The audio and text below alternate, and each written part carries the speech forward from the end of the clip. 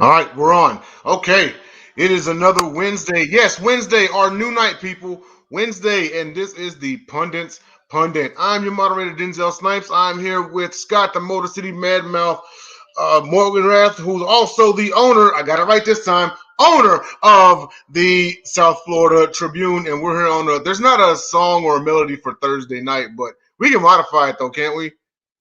Anything you want, man. When you're in the control seat, it don't matter. You can do whatever you want, Denzel. Glad to be on this show. I look forward to my Wednesday doubleheader with this one leading off. So good stuff. Absolutely, and also we have he's currently in the Batmobile, but we have Jacob Christner, the Pundits Pundit. Ironically, that's his nickname. What's going on, Jacob? Oh, he's muted. There he is. Yeah, Hopefully, he's muted. hopefully nobody cut him off.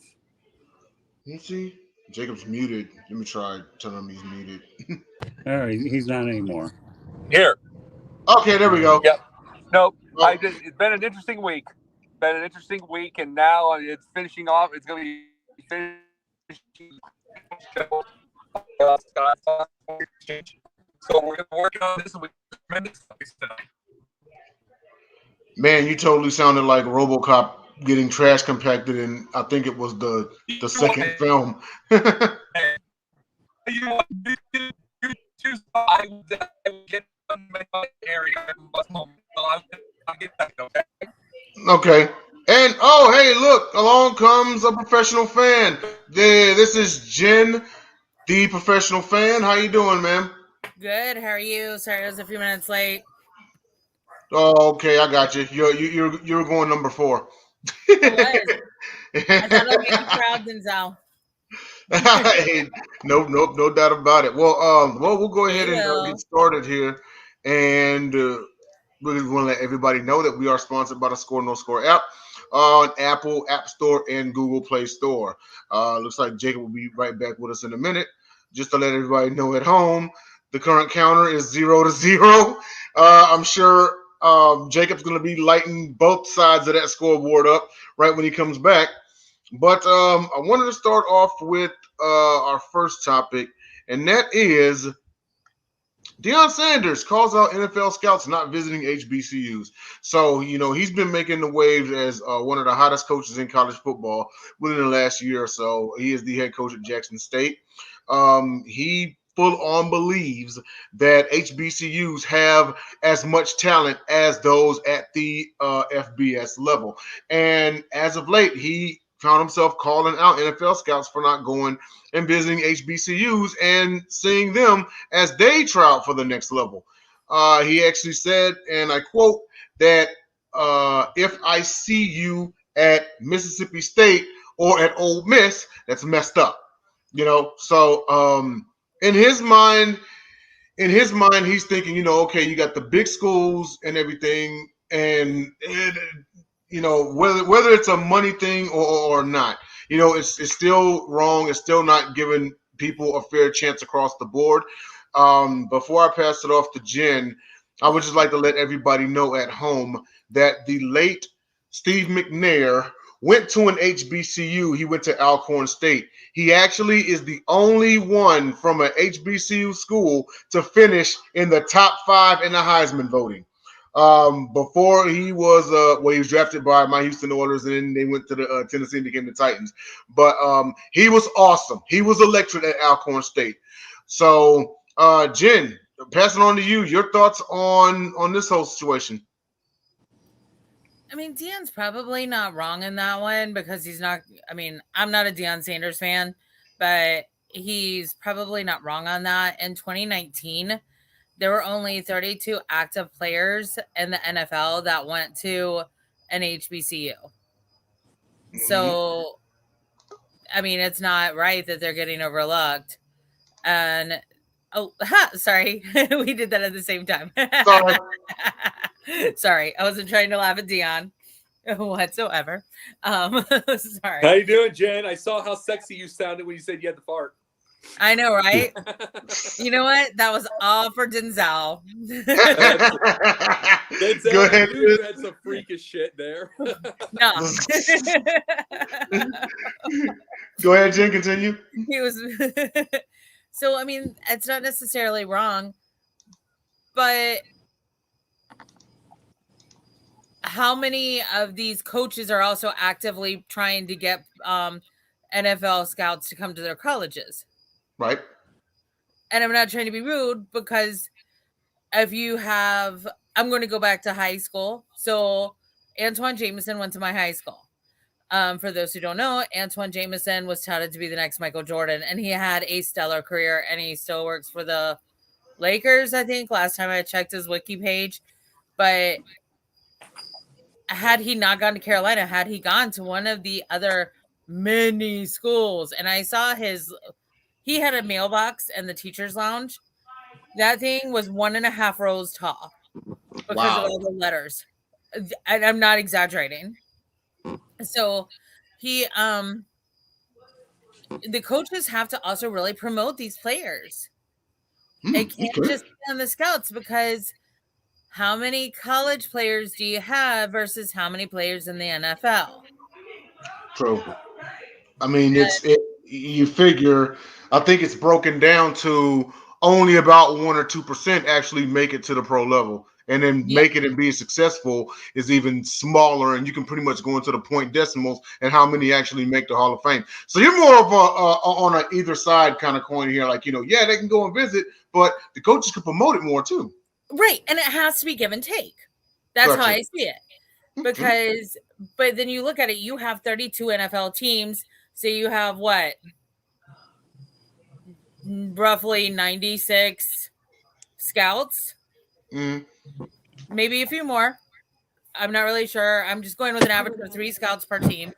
Don't know why. That just seems about right. Somebody can correct me. But that's a lot of colleges. Because on the same hand, I can tell you, hush. Sorry, guys. Now you get to hear my dog barking. Hello, sorry. Hello, sorry. Sorry, do you hear Uncle Jake? And your dog sitter, Denzel? All right, sorry. We wanted sound effects tonight, apparently, gentlemen. But at Catawba College, I can guarantee you they weren't going to go scout there either. That's an hour away from here at University of Greensboro, at Pembroke, at Santa Fe College, a small school in Texas. I don't know a lot of small schools in Texas. Like, how long ago was it before Baylor started getting a lot of like NFL scouts? Well, I mean, shoot, like I graduated from Abilene Christian, and we had a student body of like 4K. Yeah, how many came when to it comes Abilene? to you, I would think it's Abilene atheist or agnostic. Yeah, and then where's like, why are people upset that they're not getting a lot of credit?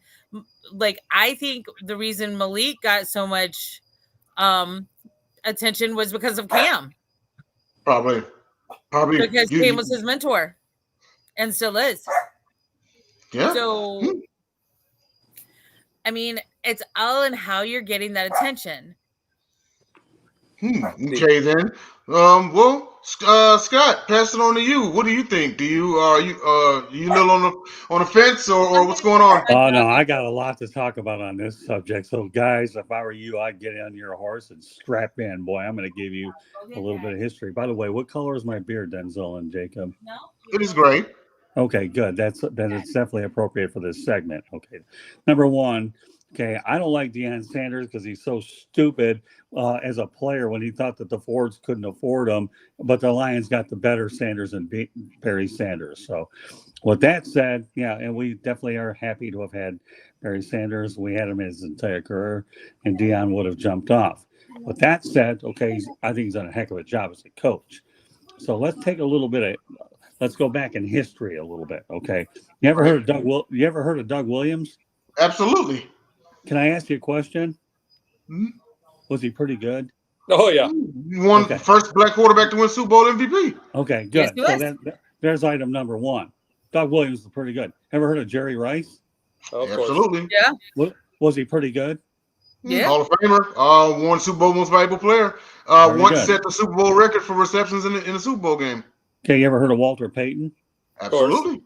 Who's Pretty he? good, right? I'm just Jackson kidding. State. Yeah, right. Okay, so and now I'm going to throw a curveball out of you that you guys will never know, but only in the Pundits Pundit will you get this when I'm talking. Okay, I know we'll be referring to him later on in the show. Lyle Alzado, right? You guys will never ever guess the college that he went to, but back in 1971, he was drafted by Yankton College as a 79th pick overall. Has anybody on this panel heard of Yankton College? No. Never. I haven't What's either until I Yankton started College? researching Yankton College. He's the 79th pick overall. So where am I going with all this? Okay. Number one, Deion Sanders is right. There's a lot of great talent at every level that there is. Now, I'm going to make a bold prediction that I've been waiting to talk about here. Okay. He can talk about his HBCU business all he wants. But you ready for this? You will only hear it, folks, on Pundits Pundit Sideline Sports. So I'm going on record to say this. Okay, you ready? I predict that Deion Sanders has a good shot at being the next head coach at Nebraska. Oh no! No. No, you may not no, like it, but hear me no. out. Hear me out. No, you may not like it, but No. here's my gut feeling. I think it'll be Bill O'Brien or him. And the only reason why I say that is that Bill O'Brien. well, you never know. He tried to fix Penn State around a while back after the Paterno mess. So you got to give him. A lot of people, I knew that you guys were responding to Deion Sanders this way. He wants to build a legacy at an HBCU, and that's fine. He'll do that, okay? And a lot of people may wonder, why would he go to Nebraska? If you had a chance to go to a Power 5 school with the resources that he has, okay, think about it. You have an opportunity to go to a Power 5 school with the resources. I wouldn't rule it out. I've seen crazier things happen. And I'll tell you what, this is a hunch. I knew that you guys are going to respond this way, which is why I incorporated. Because if I'm right, you guys are going to owe my wife Candy and I the biggest cotton picking steak you can ever come up with. And if I'm wrong, I'll eat the biggest piece of crow I've ever done, but it won't be the first time. It won't be the last time. So I'm just getting that out here on record, okay? And it's okay. Now, all I can tell you is there's great talent at the HBCU level, and he's right. You know, you need to, and I think there were some players that were drafted by HBCUs in the NFL draft. Were there enough of them to justify what he's saying? No. But you got a guy who's a high-profile individual doing some good things at Jackson State. I understand he's upgraded some of the facilities out there. And as a result, you know, the longer he stays there, they're better off for HBCU. So I think Deion Sanders has a chance not only build that particular HBCU, but he's a stable. Don't tell me in the world that you're going to have a coach that's not looking for a Power 5 job. Maybe Deion Sanders and Nebraska might be considered the modern day version of the odd couple, but I've seen crazier things happen covering football for the last 40 years. It wouldn't be out of the question. Is it perception, really? I don't know. TBD. Okay. But I love what Deion Sanders is doing and trying to get the message out there. And that's why I mentioned these other players, like I told you before. Doug Williams, Jerry Rice, Walter Payton. And I know that McNair was brought on here, another good one. And guess what? They all performed well, okay, at that level. And I know later on the Sports Exchange, I have some interesting topics talking about FCS and lower seeded schools and creating upsets. But I can tell you, you can find good players anywhere. You got 135, over 130 Division I schools and the HBCUs. In addition to the Division II or III, you can find talent anywhere. Ever heard of the NFL Scouting Combine? Guess what? You find hidden gems there. And you don't know where the heck they're coming from anyhow. So I know that what I had to say was loaded. And I love some of the response you guys gave me because it just motivates me more to see you guys look at me later on. Heard it here from him first. I mean, I'm not actually mad at that take as far as Nebraska because it's a big school. I think we all said no in unison like that because we don't want that for him. I know I don't want him in a big one anyway. I don't want him in a big program anyway. Well, from my perception, and this is just me, but we saw what just happened with Scott Frost, and that's his alma mater. Okay, ever since him And some may even say Bo Pelini, Nebraska's been a shop of horrors for coaches. It has. And not only that, I'll help you back your point up that Frank Solich wouldn't appreciate it. But the only reason why I mentioned Deion Sanders to me for this particular job, he's the most electrifying, polarizing individual on the planet. And if there's any coach that can conceivably recruit athletes to Nebraska, I think he's the only one that can do it. I'm not saying there won't be other qualified coaches, but he's a polarizing guy. The guy's won championship. If he walked into my living room and told me I have a lot of NFL connections that could get you in the league and he's won championships, don't you think I believe him? Oh, you better believe it. His track record is unbelievable. Hey, listen, you know what? I've colored college football a lot of years, and I've worked with coaches that were in the NFL, namely Howard Schnellenberger locally. I'm not trying to get off topic, but you walk in there and you do that. recruiting. We get off topic all the time. Don't worry about it. Okay, thank you. But Howard Schnellenberger, and I had many, many conversations with him, said, you know, Scott, I carry a lot of weight walking into these homes because I've won a national championship. And as a result, you know, that carries a lot of weight with these particular families. So you never know. You really never do. So, yeah, you don't want it for them. But I totally empathize where you're coming from. I really do. But there's any individuals. You're right, though. I mean, Frank Solich and Bo Pelini got run out the door. 9 wins wasn't enough. Nebraska, who are you going to get there? But so everything you're right, and I'm glad in unison you took the position that you took. But you got to remember, Deion Sanders to me, you know, don't think he ended up learning a thing or two from Nick Saban with their conversations either. I mean, you know, indirectly he's got some Saban influence as well beyond the commercials that he exists. So, hey, you know what? Like you say, what ifs is all part of this show here. That's what makes it such an entertaining thing. And if our objective is whether we agree or disagree, at least the one thing we've got going is we make people think, and that's really what it's all about, to generate comments. But I didn't do that just to generate comments. It's just a gut feeling. And in journalism, you're going to find that you rely on your gut feelings and hunches, to me, to do it. And yes, I agree, Lee Pate, that he needs a few more years at Jackson State. If he doesn't get it now, who's to say he won't get it down the road or any other Power 5? If he's winning, he's a hot I don't want commodity. him one. I don't want him in a Power 5. I mean, I don't. Jacob, go ahead, man. All right. I'm sorry if I interrupted you. I just that's want to say okay. this.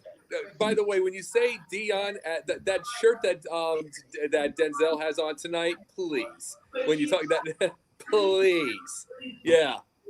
That's what I say with him going to Nebraska. No, yeah, but you know what?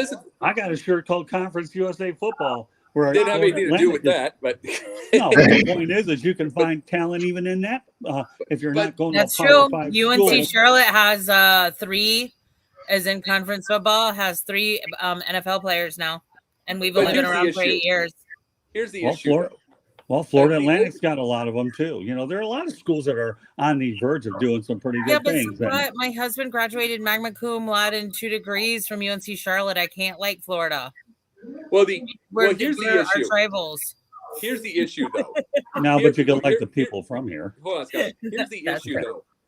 The biggest thing about it is Deion didn't only call out the NFL scouts for not visiting him, and he did that, but he also called out the HBCUs because he found out that someone like an Alcorn got like 320,000. Arkansas State got 400.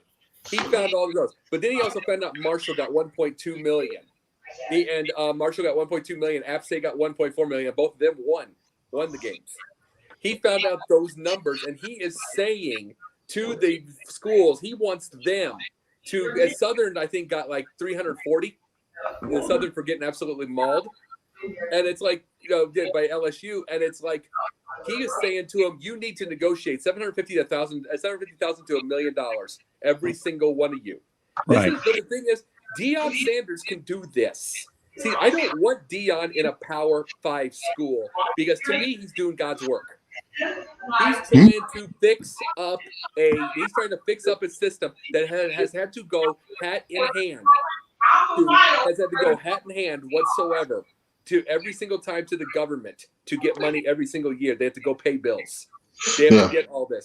Guess what? Jackson State, they have a guy like Deion who can use his own money to go get them state-of-the-art equipment, a brand spanking new locker room, a brand spanking new field, all that stuff. But this is the thing. he can do every single exactly. And I'm saying every single time that he gets called to go to a Power 5 school, who else? Who? Eddie George? I mean, maybe he's the closest, but who's going to go call the schools out to get better? And that's like, and I can understand the schools. I can completely understand the schools that don't want to. They are afraid to. They are afraid to tip the pot. They're afraid to make people mad. They're afraid not to get these games. They're afraid to say they want 750,000 or they won't get the game because that 320 will pay for some bills. Yes, it might get them a building. It might do some renovations. It's things that they've needed for ages. There's things that are probably falling apart. Jackson State has all the money in the world now because of Deion. Mm-hmm. But not everybody's got Deion. And it's like, and I love the idea of Deion around to be able to call them out and do these things. Maybe they'll get other names. But if he goes to a Nebraska or another Power 5 school, HBCUs will be right back to hat in hand again. Yeah. I want him doing what he's doing. No, I would agree. To Scott's point about foreseeing Nebraska bringing them on, Nebraska on another side of things, they're thinking in the big picture as far as on the field, because the Big Ten has pretty much been Ohio State, sometimes Penn State, and then everyone else. They're tired of being a part of everyone else. They think Deion, or they would think Deion, would be the man to help them take back the Big Ten. Nebraska hasn't been relevant since they've been in the Big 12, if even then. So like I said, I don't want that for him. I'm with Jacob also. I don't want that for him. I don't want him to go to Nebraska because I really don't. That was why I said no. Well, yeah. I just, hey, listen. I know Nebraska isn't as well known for their lack of diversity as other states in that area, and I don't want to alienate anyone or any state that may be watching. However, I just don't see it. Well, did you guys listen? I'm not debating whether or not you want it for him. I understand each and every one of your position. I really do. And I totally understand. He's in a good place right now. Here's a guy that has a chance to turn a entire division around with HBCU. So there's a bigger picture in terms of what the guy's doing. I'm not debating that, whether or not you want it for him or you're not. Just to make sure that my comments are not taken out of context. Okay. Hey, Mark. Because I didn't say that. I'm just saying because what he's doing is great. I mean, why am I even mentioning the fact this at all? Because he is doing so well. And that thing, can you ever do people look at things the other way? The reason he's in this conversation is he is doing well, not because of failure. And, I understand Lee Pate saying he had a shot to go to FSU and turn it down. He's thinking big. Well, yeah, he should think big. What is the definition of the word big in this conversation now? He's doing a big thing at HBCU. And as a result, that division has produced a lot of Hall of Fame players. We mentioned them earlier, right?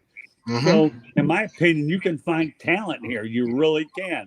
So while people don't want it for them, everybody has a time frame for which they're looking to have goals that you think you've gone as far as you can go, right? And then you proceed with your next challenge. So I am not debating whether it's people want it for him or not. I'm just trying to look at the big picture is all I'm trying to do. That he's on a mission to do what he's got to do now. But at one point or another, you want to take on the challenge of taking a Power 5 school. Like you said, Denzel, you were right. Nebraska has not been relevant, since they went out there and were in the Big 12. They've been getting whipped up on a lot of Big 10 schools all day long. And before it was Oklahoma and Nebraska. And by the way, they're playing this weekend. That'll be about a 60-point blowout. Yeah, it probably will. No doubt about it. But at least nobody can blame Scott Frost on this one. And he's long gone. But I will. It's just his aura. His aura sucks. That sucks because of it. I mean, they still have police stints. That's why Scott Frost failed. Go ahead, Joe. Anyways, sorry. That's all right. I know I opened up a can of worms, but when you bring up Deion Sanders, he does that, doesn't he? Well, the thing is, though, and you're right. The biggest thing, though, is, and Lee Pate, I hope he did. I don't know if he watched that video. I mean, you guys know because I sent that video to you folks. I would send it through these things, And it's like, yeah, Deion needs a few more years at Jackson. And it's like, to me, he needs the rest of his career and his life there. Because it's like, guess what? This is not just for NFL. What I'm talking about. This is not just for football. This is what he's doing, is the fact that you've got some African-American kids that can have themselves a chance if you get these schools. These schools struggle. These schools are constantly looking for money. If they could get someone like him who can be their leader, if they could go after these things, you know what I'm saying? They could go after the things that they would want. They can do it now with somebody to lead the way, someone that can talk to everybody, to black people, to white people, to everybody. If they could do something like that, they needed it. And HBCU has never had that. They have this now. I don't want him to go to Florida State. I don't want him to go anywhere but do what he does. And if he goes somewhere else, I want him to go to another HBCU and do the same thing. Absolutely. And man, we really went off on this one. I'd like to remind all the viewers at home, we're sponsored by the Score No Score app. You can find it on Apple App Store and the Google Play Store. And we got to go on to our next topic here, and that is Lyle Alzado and steroids in the 1980s. Now, Lyle Alzado was a player for the old Los Angeles Raiders. He was a defensive end. He was known for his intimidating style of play. Let's see, he went to Yankton, just like Scott brought up. He was drafted in round 4, pick number 79. He did win a Super Bowl. He won NFL Comeback Player of the Year. He was a 2-time first-team All-Pro and a second-team All-Pro, and he made a Pro Bowl two times. Pretty decent player. But the thing that was most controversial about him was his steroid usage. And I did want to read this quote from him. And this is when he was in the last years of his life. He said, "I started taking anabolic steroids in 1969 and never stopped. It was addicting, mentally addicting. Now I'm sick and I'm scared. 90% of the athletes I know are on the stuff. We're not born to be 300 pounds or jump 30 feet. But all the time I was taking steroids, I knew they were making me play better. I became very violent on the field and off it. I did things only crazy people do. Once a guy sideswiped my car and I beat the hell out of him. Now look at me. My hair's gone. I wobble when I walk and I have to hold on to someone for support. And I have trouble remembering things. My last wish, that no one else ever dies this way." And we're old enough to remember, the 80s when it was legal. And Jacob, we talked about this on past Pundit episodes with pro wrestling. Yep. We talked about the Vince McMahon steroid scandal in 1994. This is back when it was legal, but it was costing lives. But, Jen, what do you think about this whole thing? About Lyle Alzado and the steroids in the 80s? I mean, that's sad. Like, I didn't really remember who he was, so I had to do a lot of research on him, too. And you stole my quote. Thanks, Jay. Whatever. But well, you also stole mine, too, because I was looking at the same thing. So I was watching every word. So I have to mention the GMTA thing again because you just did this, Denzel. Great minds think alike. Go ahead. Proceed, Jen. Sorry about that. That's okay. Honestly, the one thing when I was doing a lot of research, I actually worried about his wife, especially with steroid use. If he's just randomly beating some dude up for sideswiping his car, what's going to happen when dinner's not on the table? Yeah. Like, true facts. That being said, he was an amazing player. He was drafted by the Broncos. He went and played for the Browns. Then he went to the Raiders. And then he was so amazing. And it was all like he had the natural skills. Mm-hmm. The steroids amplified it. I'm very anti-steroids unless it's, in small doses, like if it's helping somebody overcome a medical procedure, you know what I mean? But like to this level, to like our Sosas, to everybody else, it's just to those levels, it's just not good. And it's sad because he thinks it killed him. He thinks it's what gave him his brain tumor. And I don't know enough about steroids to say if that's fact or fiction, but that's something he truly believes. So there's probably some truth there because he probably found that out from a doctor. There's probably a lot of CTE there though, as well. Right. So, yeah. Scott, your thoughts on Lyle Alzado and steroid usage, not just by him, but just athletes in the 1980s when it was a craze of it. You know what I mean? Because it was legal. Yeah, I actually had a chance to watch him play during his career. I may be one of the few people that did and remember. So let me give you a little bit of history behind this, since you did a great job coming up with a quote that we were all thinking about. First of all, he was drafted in 1971 by the Denver Broncos, had a really good career there.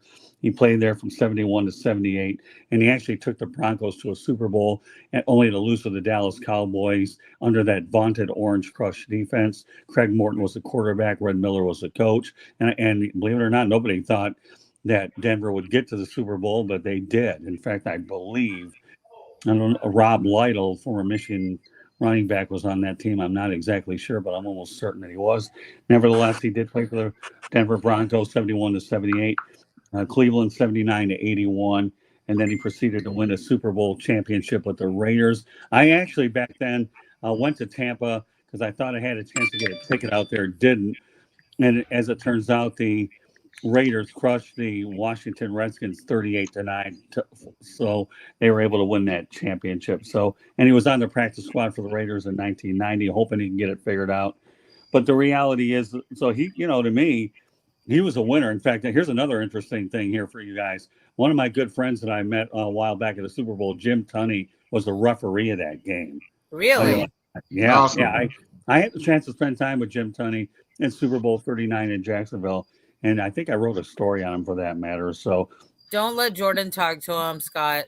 Jordan doesn't like officials. No, but Jordan there's nothing would kiss his ass no matter what. He just yelled from the TV. Yeah, but there was nothing not to like about Jim Tunney. But the reality of the situation is, Lyle Alzado, you hate to see a guy die at the age of 43 due to a brain tumor and all the things. And Jen, I'm glad you brought the CT thing up. Yeah. Because, at that time, I don't think a lot of people knew about CTE. But Lyle Alzado was one of the most tenacious players I have ever seen back then. Everybody thought that Tony Mandarich coming out of Michigan State was going to be a monster. We all saw how that turned out. So, and everybody knew he was bulked up and he got his clock cleaned when he was with the thing. But going back to Alzado, I liked Lyle Alzado. I really, truly did. And, when you think of the fact that he was on him for 69, there was such an accumulation in that drug. To me, it was just an absolute tragic thing. But he did get to 2 Super Bowls. One as a runner-up with the Broncos, and the other one he ended up winning it. So at least he didn't go down without a ring. It's just too bad his life ended prematurely. It really is. Jacob, your thoughts on the subject? Well, the biggest thing is that was so hindsight. Even when he was dying, he was saying it because he was dying. Yeah. In the end, the biggest issue you have with Lyle Alzado is the fact that he was an all-world football player, number one. Number two, he became an actor. Got his own show for a minute. He did. He got his own show for a minute, learning the ropes. Then he gives himself the thought process in the next few years to try to go into wrestling. Then he has ads like crazy. He had all these opportunities because he was out there. Now, here's the thing. He could talk about steroids. He could talk about steroids being the reason he beat the hell out of somebody. It made him aggressive. It made him whatever. But here's the thing also. What was the reason behind doing something like that? Did he have confidence issues? Did he want to constantly do that? Because just imagine, for instance, I'm just giving another example here, Scott. Merlin Olsen. Imagine a guy that size on steroids. Oh, yeah. I mean, that was a 6'7", 6'8" man. It's like, just imagine if he was on steroids. And this was a guy who sold flowers. Yeah. He sold flowers in the 80s. And this is the whole thing about this. You think about him, he probably was just as strong as Alzado without it. Yeah. But he would have been really a monster. But he was selling flowers, and they tried to make fun of him, and he didn't care. And he had a great marriage and great kids. What starts somebody? Is it a lack of confidence? You know what? Let me allow me to briefly answer that, and then you keep going. Okay. I think what it was opportunity. Because you know how it is, someone kind of gets in your ear like, hey, man, you're doing awesome out there. But here, look, there's this stuff and it's illegal. And, it enhances you. So now you're thinking, right? thinking in the mind of the player, I'm already good. I'm putting up these stats. We're getting wins. But you mean to tell me I can play 2 times as better and what I'm taking is legal? That's the reason why there was such a craze in the 80s and why it was spread throughout contact sports, including pro wrestling. You know what I mean? I think it was just, honestly, I think it was opportunity. Well, the biggest thing about steroids is the fact that it is there. It does by itself. It doesn't grow the muscle by itself because you can't just sit on your ass and inject and do nothing. So you have to work. What it does is also, you know this, you were in football, and you know that, and you know this too because you were an athlete. You were a swimmer. You know this about anything. All it does is it helps with it helps take off the soreness, so you can work more. It also adds protein to the muscle, so you get bigger. Yeah, and the thing about it is, to me, what he said was just hindsight. Who knows? Because remember, he tried going back in the NFL in 1990. He tried getting himself back in there, and the biggest issue about it is it reminds me of Dan Severn, only the opposite. He tried being the same powerhouse as he was when he was 26, Alzado did. Right. Dan Severn, and then he got his absolute butt kicked in the preseason. That was it. And then you realize, well, here's the thing. Dan Severn was 35 when he started MMA. And he knew from his get-go that he wasn't as strong as the young kid. So he used technique. So he didn't have any preconceived ideas that he was going to, that he was going to be this big powerhouse, overpowering kids that were just the same size. He just used technique and took them down. If Alzado did that and didn't have as much of an ego, he might have made the comeback. He might have, now keep in mind one thing about Severn is he may have thought that he wasn't going to be as strong as someone, say 10 years, his junior, but Severn was no small guy. 265, yeah. Yeah. He at the same time, he was no small guy. So just think about how much of an asset he was because he's got his size. Now you're gonna throw technique on top of it, So and that's what the thing is. What if Alzado understood that? Is what I was saying. What if he understood? Because there isn't. You get so powerhouse, you feel strong, and the weight room is different from on the field. Yeah, you feel so strong. Like you're 40. And you feel so strong, and you still feel like you did. You're still lifting the same weights. But 26-year-olds are always going to be stronger. Right, just from the age. Now, Jen, got a question for you. Why do you think that he took them? Just kind of bouncing off of Jacob's question. Honestly, there was probably some peer pressure mixed in with how do I elevate myself to the next level. He was obviously not afraid to put in the work. I mean, he was a workhorse by all accounts. Oh, yeah. But if we all drink caffeine. So not trying to compare caffeine to it, but kinda. And if you can use something that's legal to elevate yourself, then why not? Yeah. Yeah. But that's also why you have all these drug tests now. However, I have a topic for another show, by the way. Remind me after the show. All right, then. Absolutely. This is just to get people, thinking here this is professional sports. Everyone always is looking for a competitive edge, whether it's steroids, whether it was sign picking, whether it was you know what I mean? Everyone is always looking for a competitive edge because at the end of the day, the end goal is championships, and championships bring money. Especially if you're in college football. Sorry about that, guys. I had an internet problem, so I'm back. I do apologize. No problem. We were just wrapping up the topic. But I say all that to say this, to bridge it to, is he was looking for that competitive edge, despite already being the beast that he was, Someone told him, dude, you can be the top, if not top 2 defensive lineman in the league if you get on. You're a top 10 right now. You could be a top 2 or number 1 if you do it. You know what I mean? And the 1980s is so full of machismo amongst guys. Pride, World Gym blew up, Muscle Beach and all of that, and it's like, why not? And it's legal. And who's to say he wasn't pressured by his own team? His trainers, coaches aren't telling him, hey man, this stuff's legal. It'll help you on the field. Yeah, and the key at the Jen. Commanders. Yeah. At that time, the Redskins, WFT, who came from Carolina, but the trainer, he was giving, is he in jail yet? I think he might be, yeah, because he was kind of selling the cocktails of all that stuff, He was naughty. So you also got to think is how much did team personnel play a role? It's easy to get in someone's ear, especially if they're young. Hey, this will help us win, and they did win a Super Bowl.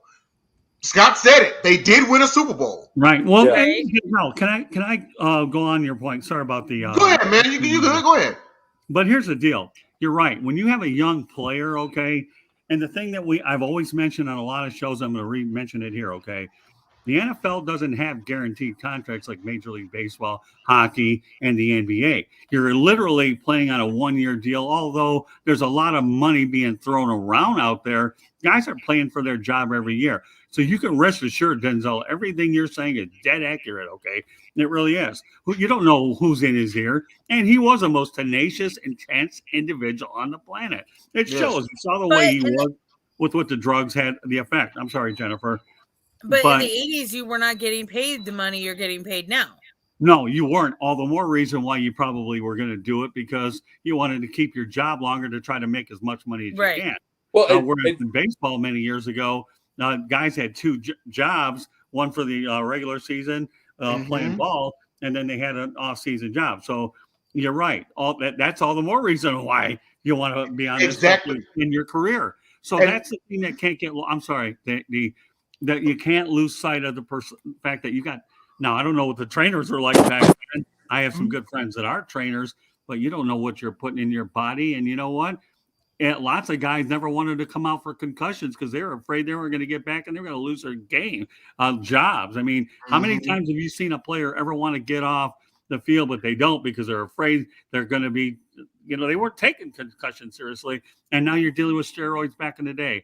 So I guess my point with Lyle Alzado is they did win with him. And not only with the Raiders, okay, he played in L.A. and got acting jobs, and that worked out because the Raiders were in Los Angeles. Yes, okay? Exactly. And the opportunities in Hollywood were there. But he won in Denver, and he played there 7 years. Remember, he played with the Broncos 7 years and then ended it in L.A. with Cleveland. And as a result, to me, he'll always be a winner in terms of tenacity and things like that. Wasn't there – I know that we could get in – to Kyle Turley is another beast out there of the New Orleans Saints, had the same type of Lyle Alzado mentality. These guys are animals, but boy, I'll tell you what, they were winners. And they were. Well, one more thing before we go on to another topic.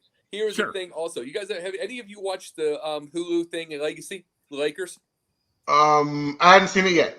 Well, I can't say I have either. But whenever you get a chance, wonderful. It's awesome. It's awesome. But one thing very early in, couple episodes, maybe in episode 2 in, Dr. J was on the interview. Dr. J was on the interview, and he said this himself. He was saying that he had a part, he had a little thing where he got like the 4-inch cut above his head, and he had to have stitches, and he came right back in.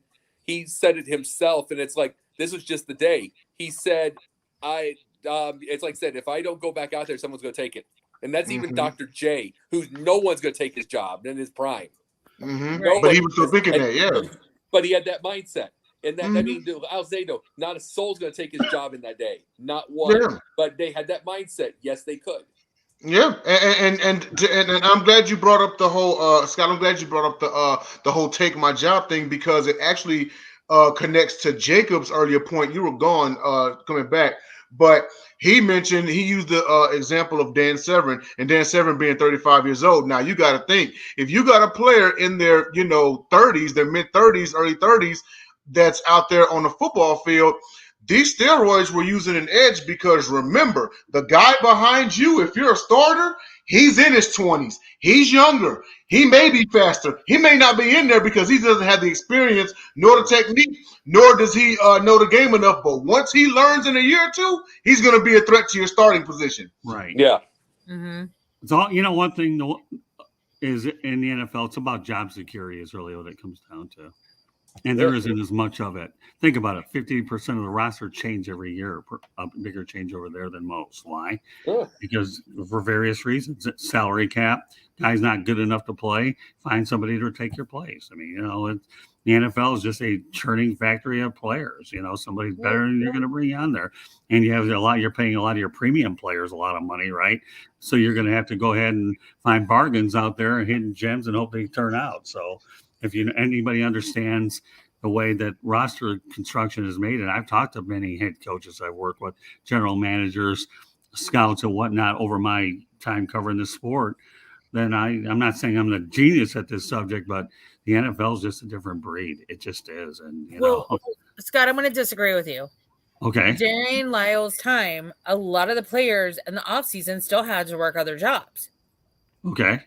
And so it wasn't so much the money and playing for the paycheck, so to speak. It was more playing to play on that level because, that level did open up other cash venues, to be honest. But it was more for the love of the game. Okay. More than the paycheck. And that's something that keeps getting missed. And he wanted to elevate himself to continue to play the game that he loved. That's how I see it. But it's a different take. But I really don't think it was necessarily for the love of the money, because if it was just that, then why in the world are you going to die in backwoods Oregon? Well, but then if you're going to say that, Jennifer, how many guys make millions of dollars and they're bankrupt within a few years? Absolutely. We've had this conversation on here before, too. The NFL and every single team needs to go out and have fiduciaries. Dean Smith, Coach K, Bobby Knight. They all made sure their guys knew financials. Yes. You look at Josh Norman. He lost his contract here in Carolina because his manager, who was his best friend, refused to tell him that at the time Gettleman said we're going to franchise tag him and then give him a deal after free agency. Yeah. But the NFL usually has a symposium too, though, when they bring their they're not forced to go to. That doesn't mean anything. They're just trying to say, watch out for who you have around you. But just because you're told that doesn't mean you're going to execute it. Right. It doesn't. But Lamar Jackson grieved for having his mom as an agent. No one's going to look out for you more than mom. Yeah, and you know what? And you know what? True. This. It's not guaranteed that they're going to take the advice. However, I will say that Michael Irvin once said in an interview, I wish I would have had this talk when I first came into the league. We've talked about this on Pundits Pundit. I'll tell you this, Scott. We've talked about this on Pundits Pundit. The one great thing that we have over the next few years is the comparison to the old days. Like I brought this up before. Moses Malone was in the league 11 years too late, way too much. And then he left the league, even though he had about 12 rebounds a game. He once had 16 if he would have retired. But early, he would have had 16 rebounds a game. He would have retired about 10, 11 years. Instead, he got to about 11 or 12, and it's because his knees were terrible. But he just kept playing and kept playing. And it tries to get that paycheck. We're not going to see this with Kevin Durant, James Harden. We're not going to see this with LeBron. We're not seeing this with the regulars. Stephen Curry is about to sign $1 billion contract with the Under Armour, with a lifetime contract. These guys now, these athletes are learning money. You brought up Jen, fiduciaries. They're starting to get better with this. And it needs to be because, I look at David Tepper. I'm like, I don't know if he has people in there. I think it would probably be against NFL rules for him to advise the players on finances. But just because I know how the NBA works too. And I know MJ can't help pick who's going to get, air whatevers and with Nike. But air whatevers. Yeah, pick one. Whatever. But I hope David Tepper was a smart one, because I even tweeted the Panthers. I'm like, I will come in and give a financial class, just basic financials to these players if you guys want. I won't charge a thing, because I don't want these guys who are out there risking their lives, risking their livelihood. They're nothing to show for it. Right. And exactly, just because you have loyalty to people who may not have loyalty to you. I'll bring this quick. We'll get to the fourth and final. The reason that Deion did that video, going back to that one earlier, the reason he did that video is because he remembers at Southern when they went to play Georgia, one guy got paralyzed. They got $340,000. Well, and look at what Deion's been going through health-wise himself. Who? What Deion's been going through health-wise himself. That's why he's making a big deal about this right now, because he has a huge platform. Like Deion Sanders has always had a huge platform. And but that's the reason. That's the reasoning, though. It's like one of their guys got paralyzed, and they got like $340,000 in Georgia and got beat like 63-3. Mm-hmm. Yeah. Go ahead, Jen. I'm sorry. No, you're fine. Well, we're in the last 10 minutes of the show. Once again, everyone, we are sponsored by the Score No Score app. You can find it on the Apple App Store or the Google Play Store. And now for our next topic, and possibly final one, is owners and the bromance with bad coaches. I feel like Jen came up with this topic, but I may be wrong. I knew it because she's going to bring up Matt Rule. Watch. Skip this one. I knew it. She's going to bring up Matt Rule. Watch. So I'm not. I was looking for other ones. I'm bringing Matt Nagy up. I'll bring Matt Nagy up. Oh, now I got one right now. Chicago has a list of them. So does the Patriots. I got one right now, and that's Jerry Jones and Mike McCarthy. I knew you were going to bring up McCarthy. I actually put Matt Rule on my list. Well, here's the thing. Well, as far as McCarthy goes, this is just me personally. I could be wrong, but I feel like he's a placeholder. I think Sean Payton's going to be the head coach of the Cowboys next year or the year after. Now, as far as Jason Garrett goes, and I won't even call him bad. I'll call him average because literally he went 8-8 all those years. But and he got a couple of 13-3s here and there. Yeah, here and there. Yeah, maybe a 12 winner here, but it was resounding not only just amongst, other watchers of football, but Cowboys fans, like Garrett should have been gone a long time ago. Why did Jerry Jones stick with him for so long? Why? But Jerry Jones is known to have these in close personal relationships with these coaches and players. He had one with Tony Romo. He had one with Dez Bryant, and it leads to them overstaying their tenure, I don't know. I digress. I mean, it could be a myriad of reasons. But talk about he kissed his ass. I'll make a deal with you guys. You ready? If you want to hit that Suns topic, I'll keep my comments really short and sweet on this one. How's that sound? Okay, fair enough. To get 4, because I think this is a hot one. But the reality is, you're right. Jerry Jones is excessively loyal to his coaches. He really is. And no, Jennifer. Well, he is really loyal. Yeah, he's loyal to the ones because they like their job security. But in the end, he gets past his prime Parcells. He gets past his prime Wade Phillips. He gets. I'm just trying to think. Dave Campo. He gets some ridiculous names. Phillips did go 12-4. Not a single one of them are really going to. I mean, the old Parcells would have told him to get the hell out. Get the hell out of that place. And I'm just saying, Parcells was old by that point. He isn't going to get anybody that's going to tell him that. I mean, they were talking about Sean Payton. No way. Okay, here's the deal. Let me interrupt you, Jacob. Sure. First of all, if we want to move this to next week to talk about it more, we can. Okay. But Sean Payton cannot coach for another NFL team for 2 years. Yeah. It is part of his contract with the Saints. So my girl Megan Price, if that is truly the deal, Megan, I love you. I'm sorry, but you're stuck with McCarthy for another year. But that is what Sean Payton's contract says. And if y'all don't think, I don't know, that idiot, that ingenious idiot, because I don't like him, contract, then y'all are mistaken, because I do. However, no, and I'm not questioning it, but it still reiterates, kind of my point is McCarthy is a placeholder. Right. Yeah. McCarthy's the placeholder. I'm telling you, Jerry Jones wants Sean Payton. He does. I think Mike Tomlin is the only NFL coach that's not a placeholder right now. Yeah. Right. Yeah. But Jacob, can I say something, buddy? Absolutely. Thanks for validating my point, because you just made all my points with me, and I didn't have to extend my voice on that one. I really did. I mean, certain parts of them I do. But you're right. You already listed a bunch of coaches that were there for a short period of time, and they got McCarthy way past when he was supposed to go, and he is a player. So you guys all validated my point. Yeah, I didn't extend my voice too much over this one. McCarthy. If McCarthy looks like a divorced dad who's getting a little bit too much alcohol in him and trying to get the kids for the weekend while he has the alcohol in him. Right. I mean, it's just what it is. He looks McCarthy. He's terrible. McCarthy will all day long. All effing day long. Yeah. McCarthy would not mess with our culture. He would not. No. I would take McCarthy over Matt Rule any day of the week. I think he would actually be polite, and he actually communicates with his players. Yeah, but you can take a traffic cone over. And I know that to be a fact. You can take a traffic cone over Rule. That doesn't say a whole lot. When I say I would be a better head coach than Rule, then that's the thing. But I actually had a list of other coaches too. Yeah, I can agree with that. You would be better than Rule. Thank you.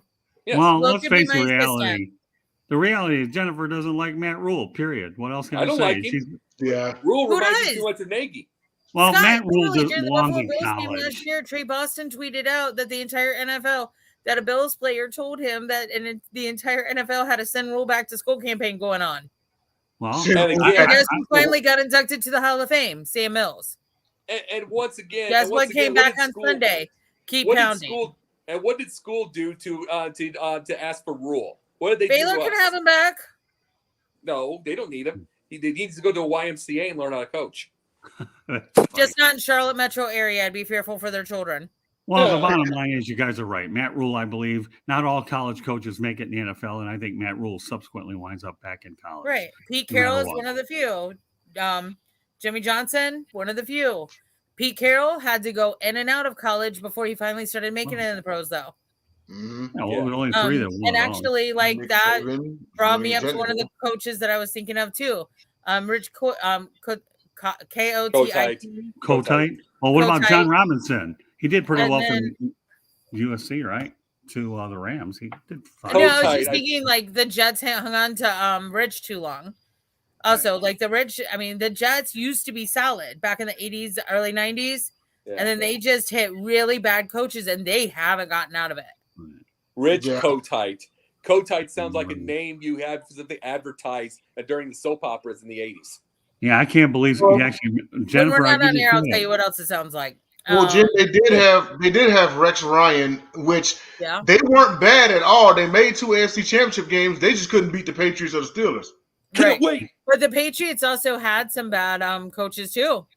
Before Belichick. Yeah, but Belichick kind of sucked as a coach before he became Belichick. Yeah, but he was creating. In truth, he was creating an offense in Browns in Cleveland. He had Nick Saban. He had Kirk Ferentz. Bad coach. I'm just saying he had these guys. He had all these guys that are all starting over there. So in a certain way, things were working out like that. He had all kinds of different coaches who are really good coaches. Side note, did you know Bill Belichick was a ball boy for the Orioles? Well, here, you want me to bring in a very interesting irony when it comes to Cleveland, okay? Bill Belichick struggled there and did well in the second act. Chuck Daly failed in Cleveland and won a championship with the Pistons for the Bad Boys. So 2 championships. Yeah. A couple championships. And the Pistons were legendary, of course. I don't consider Belichick that bad considering the situation in Cleveland. Right. I didn't consider him that bad. No, I thought he actually did a decent job. He was just learning. He was coming off the defensive coordinator of the Giants. He was fine. Everything I did. He was just learning his system. And sometimes it takes a while. I mean, guess who else had to do that? Andy Reid. Yeah. Well, Belichick, like Don Shula, used to be an assistant coach of the Detroit Lions. Enough said. And again, well, guys, we are in the last minute of the show. Thanks to everybody who watched and commented and reacted. Well, of course, we'll be back next week. I guess I said a part 2 with this topic.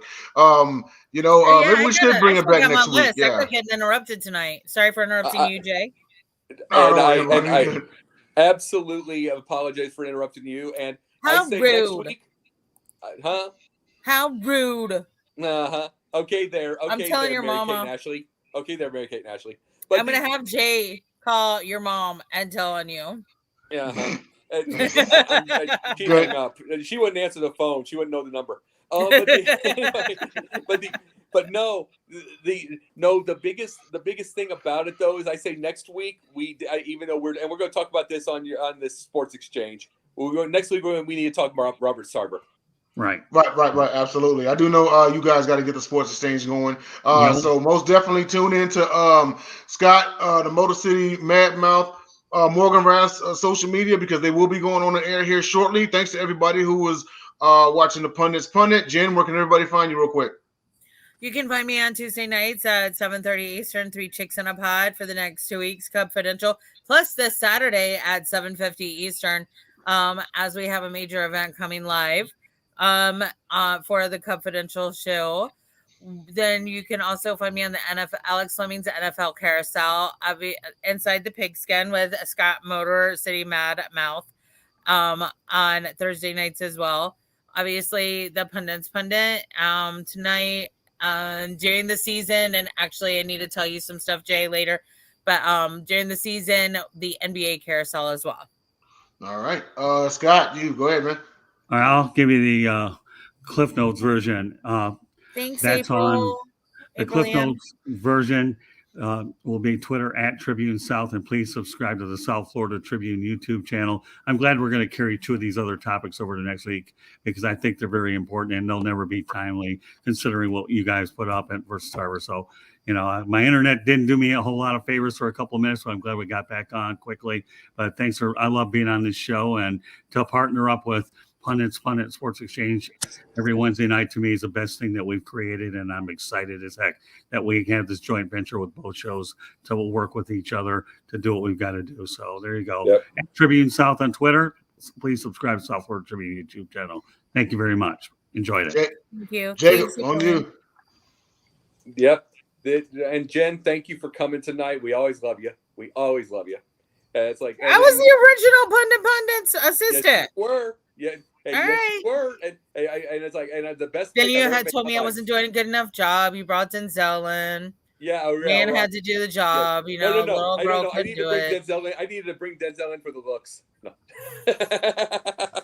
I'm going to drive to Atlanta. Hey, Jay, you want to meet me in Atlanta? I got to go meet up somebody. Okay, man. Bring the pups. I'll babysit. And Jay, where can people find you at? All right, real quick. Let's see. Pundits Pundit, of course, every Wednesday with my cohorts on the screen. Also, Confidential and producing. That'll be Tuesday nights. Latest start time of any show on the network, 11 Eastern. So stay up for that 1 extra hour if you can. And tune into Confidential. Also, Basketball Sunday with myself, Dom, Will, and Jacob. And also The Gauntlet, myself, JJ, and Dom. And looks like we're all out of time, y'all. So for Jen, Denzel, just so you know, Jennifer added me to Basket Bros, man. I'm looking forward to being on. I forgot to say Basket Bros. I'm sorry, we auded. Okay. I produced Basket Bros, and these 3 gentlemen, along with our man Will and Don Darubas, are part of it. Come check us out on Sunday nights at 7:30 p.m. changing this week. To check us all out. It's early, it's basketballs 2010s and before, and some hyperbole as well. It's a great time. Come check us out. Mm-hmm. And for Jen and Jacob and Scott, I am Denzel Snipes, and we will see you all in 7 days. Take care and be safe. Also, Sports Exchange coming up next. Go find Scott and join.